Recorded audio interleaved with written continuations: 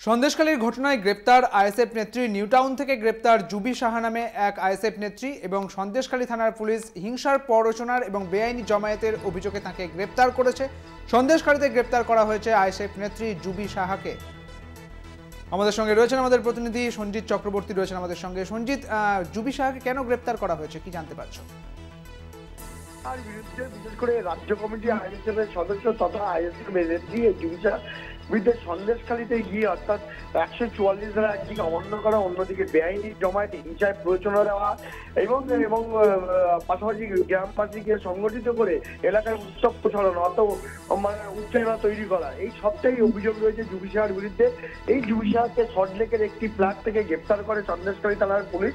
তাকে আজকে 10 দিনের পুলিশ হেফাজতে নেওয়ার আবেদন জানিয়েছে বরিশাল মহকুমা আদালতের কাছে। ইতিমধ্যে জুবি সাহাকে সন্দেশখালী থানায় নিয়ে আসে, সেখান থেকে বের করে সোজা বরিশাল মহকুমা আদালতে পেশ করা হবে। এর আগে তুমি দেখেছো আইসার বিউটি অর্থাৎ সন্দেশখালী জেলেখালি থেকে যে পাখিরাই গ্রাম আছে ওখান থেকে আইসার বিউটি গ্রেপ্তার করা হয়েছিল। তিনি পুলিশের হেফাজতে থাকার পরে অর্থাৎ 3 দিন পুলিশ হেফাজতে থাকার পরে তাকে ছেড়ে দেওয়া হয় হাইকোর্টের নির্দেশে। নতুন করে এই জুবি সাহা অর্থাৎ আইএসএফ নেত্রীকে গ্রেপ্তার করা, ইতিমধ্যে গ্রেপ্তারের সংখ্যা বেড়ে দেওয়া হলো আইএসএফ এর 2 জন। এই জুবি সাহার বিরুদ্ধে একাধিক অভিযোগ রয়েছে, সেখানে বেআইনিভাবে যেভাবে জমায়েত করা, আন্দোলন সংগঠিত করা, হিংসায় প্ররোচনা দেওয়া সহ একাধিক মামলা তাকে রুজু করা মামলা দেওয়া হয়েছে।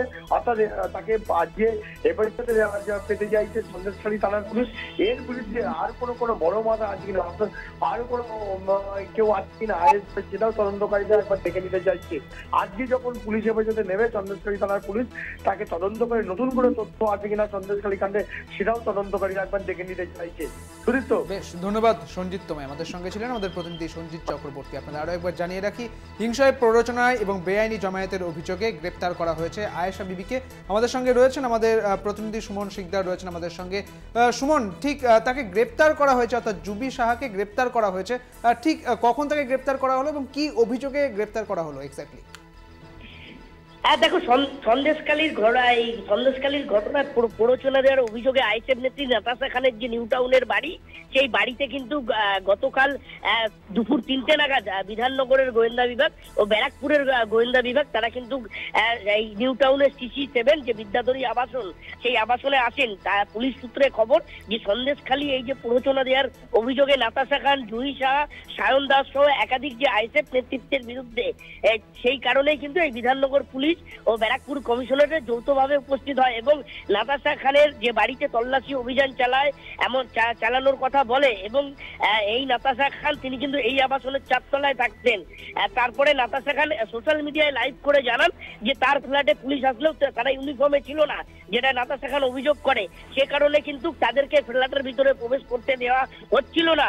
দীর্ঘক্ষণ বিধাননগরের গোয়েন্দা বিভাগ, ব্যারাকপুর পুলিশের গোয়েন্দা বিভাগ তারা ওই ফ্ল্যাটের নিচে সারা রাত ধরে দাঁড়িয়েছিলেন। তারপরে কিন্তু আজ ভোর রাতে এই যে আইএসএফ রাজ্যসভার নেত্রী জুহি সাহা, তাকে কিন্তু গ্রেপ্তার করে সন্দেশখালী থানার পুলিশ।